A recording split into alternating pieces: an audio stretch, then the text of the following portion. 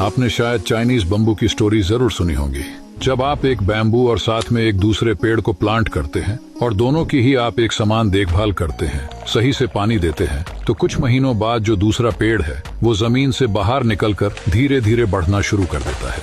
लेकिन बैम्बू के ऊपर कोई ग्रोथ नजर नहीं आती। फिर भी आप उसे पानी देते जाते हैं और साथ में वो दूसरे पेड़ को भी संभालते जा रहे हैं। 4 साल बाद वो दूसरा पेड़ एक पौधे से बड़ा पेड़ बन गया होता है, लेकिन उस बैम्बू पे आपको थोड़ी भी ग्रोथ नहीं दिखती है। लेकिन पूरे 5 साल बाद वो बैम्बू जमीन से बाहर निकलना शुरू होता है और आपको जानकर हैरानी होगी कि जमीन से बाहर निकलने के बाद सिर्फ 6 हफ्तों के अंदर ही वो बैम्बू 80 से 90 फुट ऊंचा चला जाता है, जो बाकी सभी पेड़ों से कई ऊंचाई पर होता है। तो क्या ये बैम्बू सिर्फ 6 हफ्तों में ही इतना बढ़ गया?